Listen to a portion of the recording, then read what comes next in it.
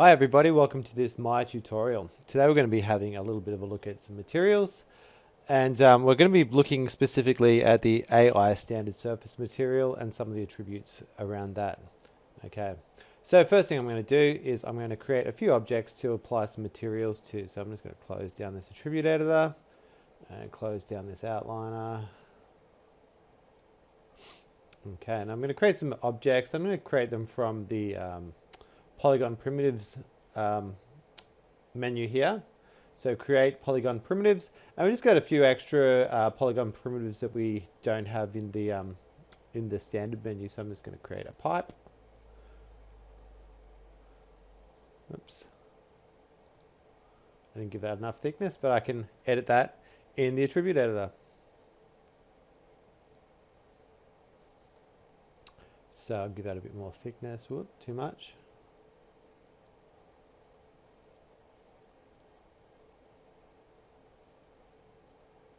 There we go.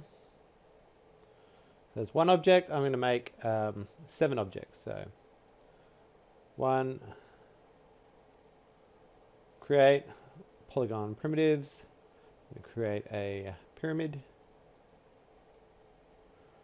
create polygon primitives, helix,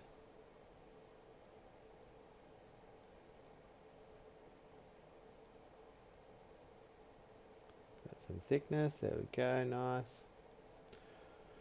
Create polygon primitives, gear,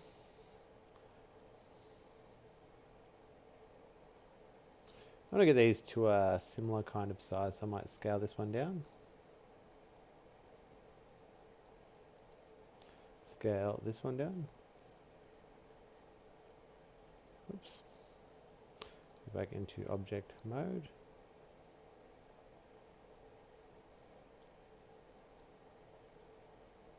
Oops. So I might edit delete by type here. Oops.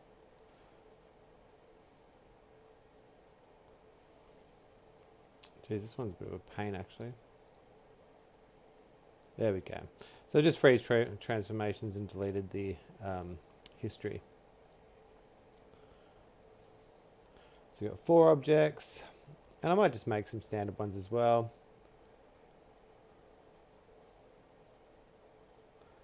A torus or donut, and a good old sphere.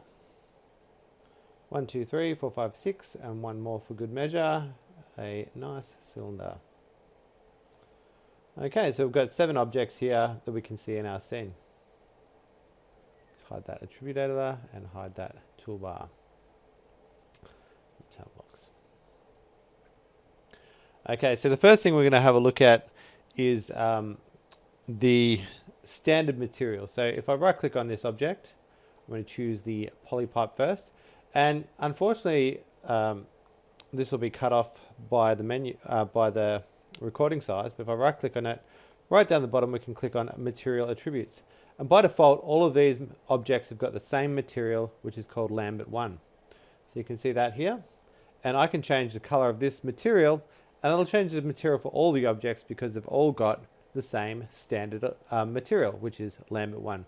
And Lambert is a very, very basic material. It is from it's a bit of a relic these days, and it's not that useful with the new Arnold system that's come in over 2017 and onwards. So it's a little bit of a relic material. So it's not going to do us much good if we're going to be making a proper, a more detailed and photorealistic scene. So we don't want to use these standard shadeds so much for that. So if I right click and I'll move this up again so we can see the menu. Right click and I choose assign new material.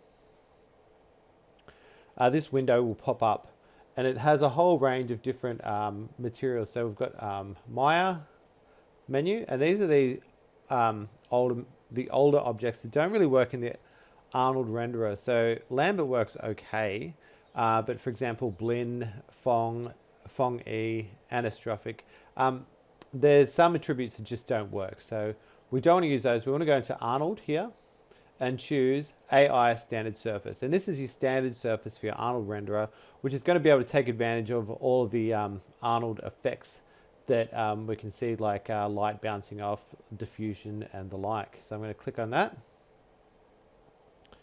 And we've got a new standard surface, Arnold. Oh, I've chosen the wrong object by accident. It doesn't matter. So once again, we can look at our basic attributes. So we can see here, AI standard surface 3. I'm just going to give that a new name so we can rename all of these objects so I can reuse this later and it's give it a more useful name. I'm just going to call this one color material. And I've used the Australian spelling for color, or English spelling. And we can see here we're just going to change the color attributes. So we have a whole range of attributes here. We have base, specular, transmission, subsurface, coat, sheen, emission, thin film, geometry, matte, and a whole range of others. And now these are all attributes that we can change within our object. The first one we're going to look at is the color. So I'm going to just click on this and I can just change the color of the object. So I can make it green, blue, dark blue, purple, red, yellow, or any color in the spectrum by using this little standard color selector tool here. So we can go all kinds of crazy colors here. So flat color is okay, but it's not that useful. So what I'm going to do here is anytime on the right hand side here, we've got these little checker boxes, and this allows us to make something a bit more detailed with the color. So for example, I can click on it and I can choose any of these pre-made two-dimensional textures that'll go on our color channel. So a classic one to look at is checker, and I think we've looked at that in the UV tutorial. So I might choose a slightly different color. So I might choose, for example, cloth. And you can see here there's a little sample of this being a cloth material, and you can see it on top. It's a little bit, it's quite big for the size of this, so we can change the material attributes. So now we're in the cloth section, and to go back to our material, we'll just click this little button right here. There, and then back. Oops, too far. So we can go back in to see our cloth, and we can change the color on the U, which is left to right. We can change the color on the V, which is up and down. Yep. So we can change all, whoops, that's still the U color. Change the V color. And we can even change the color in the gap if we wanted to. We can make that. Oh, that's absolutely awful. So you can definitely make some very awful materials with these shaders. Now you can see here, we've got a little bit of an awful looking way it wraps around. And if you remember back to our UV film, we can just click on UV and we can try some different UV layouts. So let's have a look at the UV editor. And let's show, oops, I haven't got the object selected. Let's select the object first.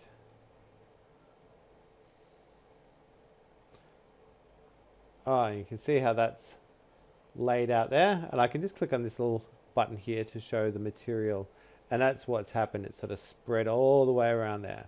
So if we wanted to make this bigger, so we want to make the material smaller and the object bigger, we can just choose the UV shell and remember our WER for scale, or just scale over here. We're going to scale this right up, and then we can see on our object that we've got our material spread out better here. You can see it's distorted that way, so I'm just going to choose this one here and make it wider, which will make that material look a bit more realistic. So using our UV and our material to make a much better looking material. So that we've just changed the color channel. Okay, cool. Okay, so if you're not seeing this material here, don't forget, press the 6 key. So if 5 is shaded and 6 is material, going back to last time. So if you've lost your material, don't forget to press the 6 key. Okay, cool. So the next thing we're going to have a look at is the diffuse roughness. So I'm going to create a material here. So I'm going to right click, and you're not going to see this, but it's right down the bottom. Assign a new material. So if I right click and get the marking menu, it's a third bottom option, assign a new material. And I'm going to go back, create another AI standard surface. I'm going to call this one diffuse roughness.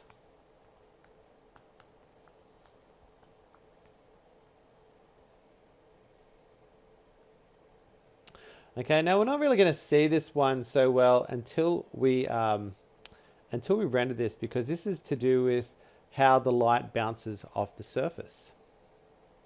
So I'm going to go out here. I've named it incorrectly. I've named it here, sorry.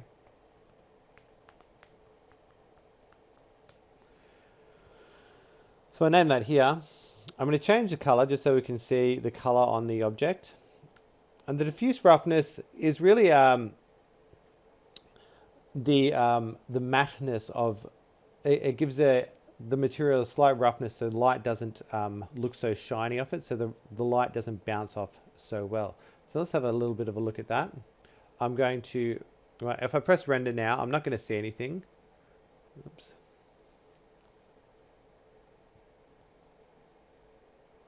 Okay. I'm not going to see anything in my render window. That's because I don't have any lights. So what I'm going to do is I'm going to go to the Arnold tab here, and I'm just going to add this sky dome. See that? So that just creates a light that goes all around the scene, and I'll render that now. And my computer's running a little bit slow there. So you can see here that this is a nice green, sort of shiny looking torus. Now if I change the ambient roughness here, oops, right click, fourth from the bottom is material attributes. I'll just move around so I can show that. Oops, I accidentally pressed on vertex face, and I just want to go back to object mode.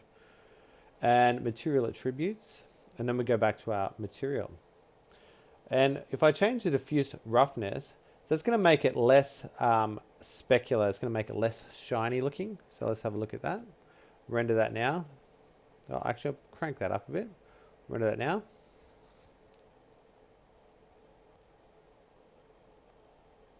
So it's got a little bit of a surface roughness, a bump to it. And the way we can see that even better is if we change the next attribute called the metalness. So we have a look at the metal, ramp up the metalness of the object. And I might just lighten up this color a little bit so it's a little bit more obvious. So let's have a look.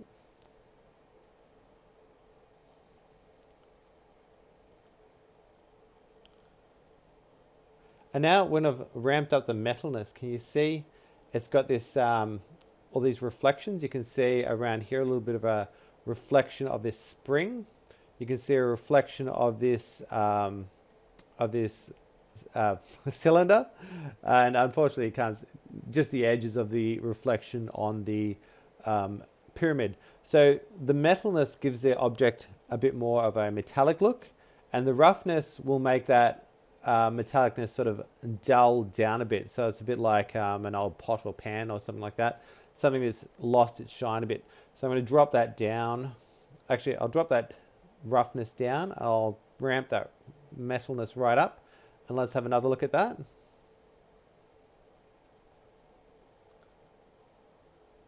Yeah, and that's becoming more and more clear. Now, to really highlight this metalness, it really needs something to reflect. So in this scene, it's got a few objects to reflect. But if I make this sky sphere, so if I can click on this, maybe we've made our big sky dome light, we can actually add a material to that. So I'm going to add a file to that. And I'm going to make that look a bit more like a sky. So if we've done files before, so you should be fairly familiar with this. I'm going to choose this sky kind of look. And now you can see we've got this nice sort of sky material around it, although you can see a seam in it right there. So we just spin it around. You can get seamless sky materials. Just have a look online. It's pretty easy search to do. So now if we look at this, I'm going to spin it around this angle. You're going to see more reflections on this because it's going to also reflect the sky object. So it should look a bit more realistic now. And that's much better. See that? We can see that this has got a lot more depth in how it looks. So it's got a much more of a metallic look to it. And it's got that, you can see it's reflecting the clouds along here and along here. So, and you can see this spring much more clearly. So we can see as we change the metalness of the object and the diffuse roughness, we can get some variations in different kinds of metal looks. Cool. So now we're going to go to the spring and we're going to assign a new material to that. Once again, I'm going to choose Arnold AI Standard Surface. And this time, it keeps on going to this menu for some reason. I've probably set up something funny here. This time I'm going to have a look at the next option, which is specular. And specular is just the highlight. So the specular bit is the bit that if you shine a light on a shiny object, it's that shine that you get on it. So for example, if you remember CDs and DVDs, you see a light shine on it, you'll see a nice white portion on it. So this specular has to do with that. The specular makes it shinier or less shiny. So if I put my color all the way down to black, this will be completely matte. It will have a no shine. So first of all, I'm going to change the color so we can just see it in context with the other objects. And now I'm going to change the specular to right down to 0. So let's have a look at this object and render.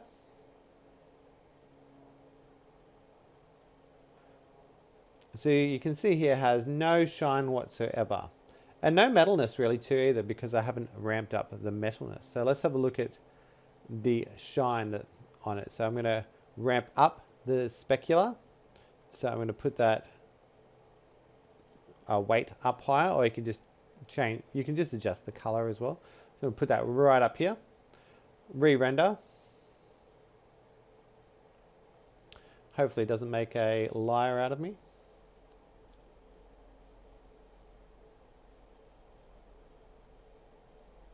Okay, cool. So you can see we've got some nice white along here, some whites in here, some whites up here. So you can see it's not actually reflecting objects. It's just showing a white highlight on the surface. So it's a little bit different to the metalness. But you can use these two in combination to get a really cool looking metal effect, especially when we play around with the attributes. So something that we can play around with especially is the specular roughness. So we can make it, it's very similar to the diffuse roughness. The specular roughness will give it a more sort of beaten metal look. And the anastrophe here will make our specular sort of spread out a bit more. So for those of you who remember CDs and DVDs, when you shine a light on them, the highlight spreads out wide, and that's what anastrophe does. Anastrophe makes it a wider specular. So you might not see it so well on this particular object because of the shape of it, but let's have a look at that.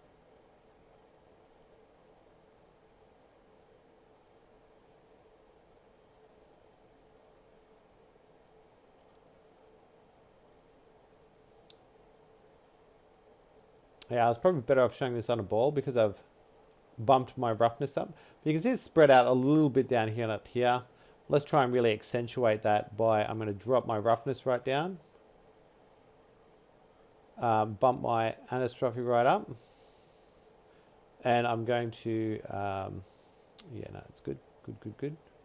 I might even bump my metalness up a bit too, just to highlight this sort of specular look.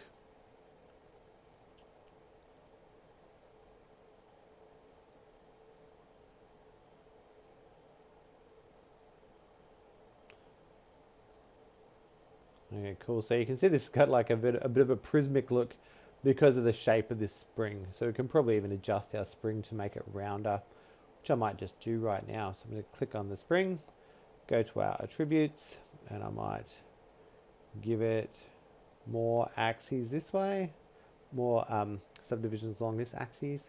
Let's have another look. That'll make it much smoother looking.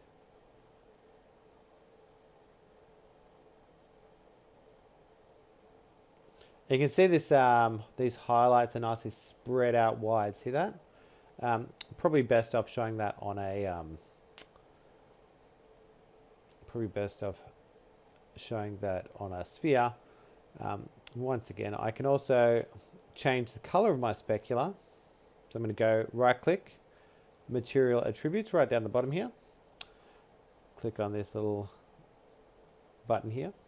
And I'm going to change the color of this specular to also a nice yellow. So this is going to, actually I might give this one a bit of a more goldy look. We're going to aim for a bit of a golden looking spring.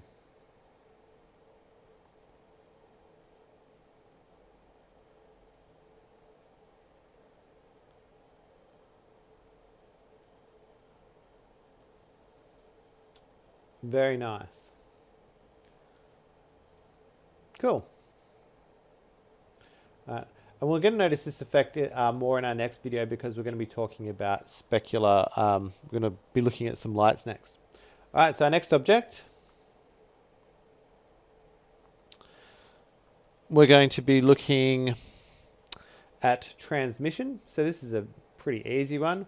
I'm going to right click, whoops, assign new material. I'm going to create a AI standard surface. And what I'm going to do here, I'll change the color just so we can see, just so I've got a bit of a point of reference, a nice blue. And the transmission is the transparency of the object. So let's have a look at that. So if I roll down here, transmission is transparency. So if I give this a bit of weight, I can already see through this without using the renderer at all. So I can see through the object or not. So I'll just go through here.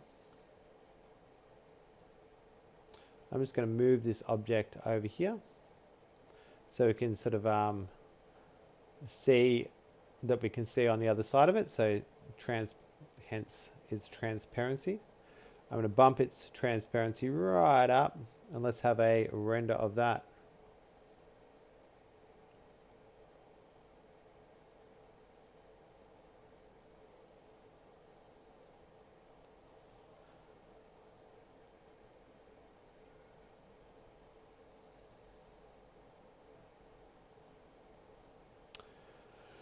Now this is going to be a lot slower because the Arnold renderer needs to calculate all of these little light bounces. It needs to work out what each of these beams are doing. Now this is a physics-based light renderer, so it really needs to do a lot of calculations to work out things like transparency.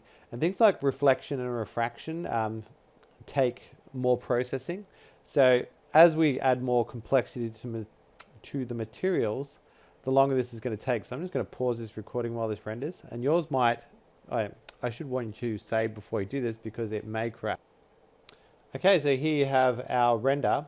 And you can see, as you can see at the top here, you can sort of see through here the spring. And you can see this is being distorted. So the light is traveling through this sphere and distorting, refracting what you see through the other side. So it's using very complex algorithms to make this look very realistic as to how refractive the object is as well.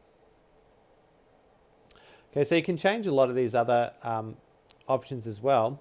And one in particular, I can change things like the color. So like we've done previously, I can click this little checker button here. And basically, white means it is white means it is transparent, and black means non-transparent. Actually, I probably got that the wrong way around. So if I use this checker material, it's going to have partial transparency and partial non-transparency. So you can get a pretty cool effect with that as well. So if I render this one more time, and once again, I'm going to pause this while it renders because it's going to be quite slow. So now you can see we have some opaque sections and some transparent sections. So this checker, instead of applying to the color of the material, applies to the transparency. And most of these channels have a black and white, use black and white channels to turn an effect on or off. So we can make some fancy, sort of half reflective, half non-reflective, half transparent, half non-transparent. And the next one we're going to have a look at as well, which is called the bump map. We can use that same idea. So for example, if I used part of this material as gray, it would be half transparent. So we can really play around with what we use, and we can also use files and other material attributes for that as well. Okay, cool. So I'm going to move around, and I might choose this. Object, this pyramid from my bump map.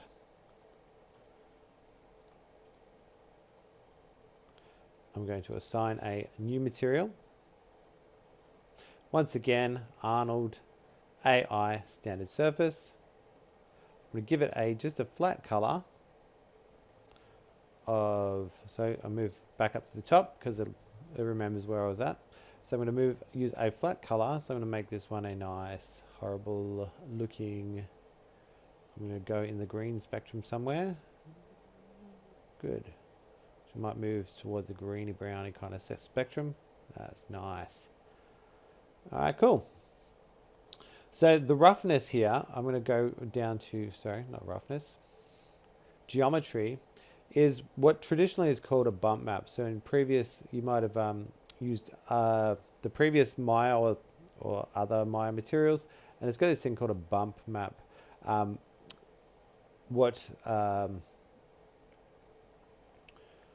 the Arnold renderer uses is called geometry. And so basically it means that anything that is middle gray, so halfway between black and white, will be flat. Anything that is darker than that, so black for example, will be indented, so it'll be bumped inwards. And anything that is lighter than middle gray will be bumped outwards.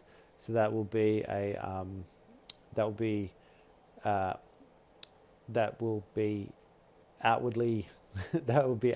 extruded towards the viewer. So let's have a look at that. I'm going to choose. So we need a map to see this. We need to use a material. So for example, I can use this checker material. So it'll be half of it will be in, half of it will be out. But a good one to use is the noise material because it has a bit of a ramp. So you'll see bumps on this a bit better. And we can see we have this thing called the bump depth. So we can really accentuate that, or we can even reverse it by going into negative values. So I'm just going to put bump depth. It's hard. It's very hard to gauge, especially on small objects. I typically go at around the 0.01 for objects sort of on the grid size. And we can scale this all up as well. So if I press render on this, we're going to see our, it's going to be slow again, so I'm going to pause it.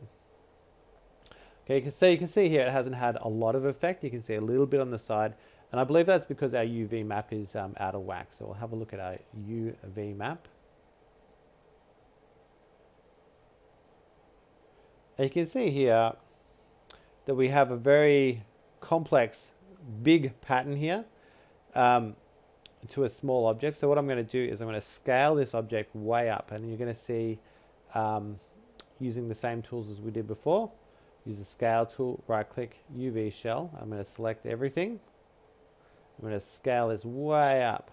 So that means that the material is going to be much smaller on it.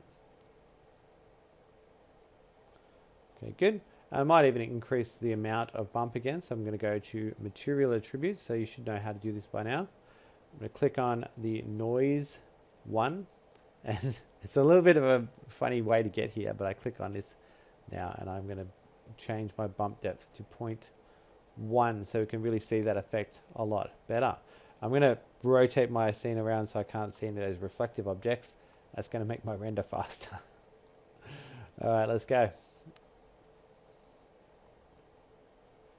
Once again, I'm going to pause this because it's going to be slow. But as you can see, it's already starting to come up. And you can see that bump effect really coming out. So we can really see some more detailed texture here. So that you can get some finer texture on a flatter surface. And I always find it's good to just have a subtle bump map on things. They look less plastic with a bump map on it.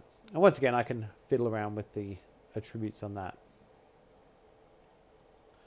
Okay, so because this video is going a little bit longer than expected, I'm going to quickly just do one last thing to this object. I'm going to get rid of these two objects because they're a bit of a... they're not really adding to my tutorial. So I'm going to put a plane in here just to make our scene look a little bit better. So what I'm going to do is choose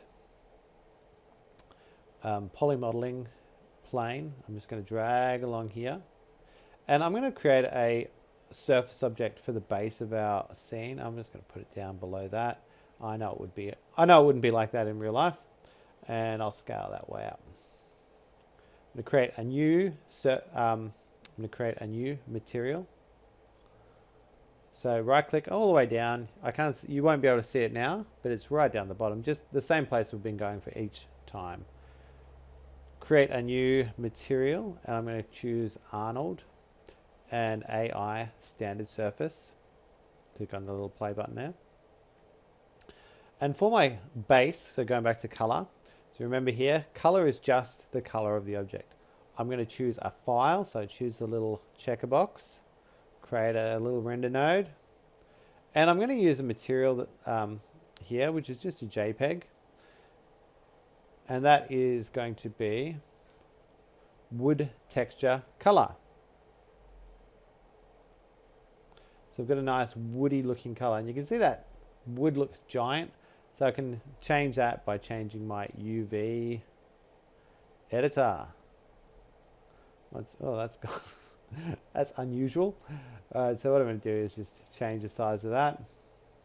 Right click, UV shell, click it, scale it. I'm going to scale it this way too. I don't know why it's like that. Scale, scale, scale. So that way we've got a nice timber floor. See that? Beautiful. And you should see these objects will look much better with some reflection. I'm going to choose that. So let's have a quick render, and I'm going to pause the video again. And we can see our scene starts to look a lot more realistic. You can see all these rays bouncing off each other. You can see a little bit of a reflection in the shininess of our wood floor. You can see a lot more going on here, which is what we're after. We're after a much more realistic looking scene. Even though some of these objects are a little bit just for example purposes, you can really see a bit more photorealism in our scene, which is fantastic. All right. So now I'm going to go back to material attributes. So the same thing I did before. And what I'm going to do is I'm going to add a bump map to it. So I'm going to go to the geometry tab. I'm going to choose a bump map, and I've actually got a bump map for this one, which is once again a file. And the bump depth is going to be way too thick, so I'm just going to drop that right down to about there. Oops, wrong button. Sorry, I want to click on this little play button here. And I'm going to choose the image, and the image here I have is a wood bump map. You can see this is just black and white. So the black bits are the bits that are going to be indented. So the bits between the floorboards are going to be indented, and the white bits are going to be outdented. And we're also going to have a few little scratches and scuffs. So it's going to look a bit more realistic, like a realistic wooden scene. So let's click on that. And once again, if we remember our render, I'm sick of this picture there. All right, so if we remember our render tool is pretty shiny, and I want to reduce that shine. So remember back to what we were looking at previously. Click on material attributes. And we recall back that we can have a specular roughness. So I'm going to bump that up a little bit so that our specular is a little bit rougher. And I'm also going to bump up the diffuse roughness so that it's still going to be reflective, but that reflection is going to be a little bit more washed out. So I'm going to render this, and then we're going to finish up this tutorial. So click on render. All right, and I'm pretty happy with that. I think that looks a much more realistic wood texture. You still see you got some nice little shadows and a slight amount of reflection you can see in here. Maybe the YouTube compression might take that away. But you can just see some nice little bits of detail in there, which I think looks really realistic. All right, so to recap today, we've had a look at the AI standard surface shader.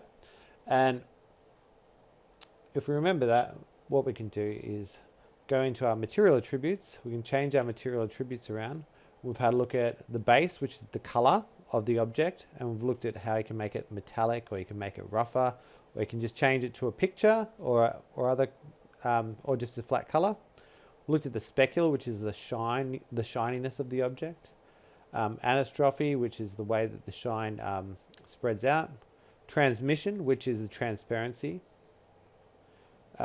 We skipped over a few here, but then we went to geometry, and the geometry is looking at how the bump map of the object. So how the object sticks out on the subsurface.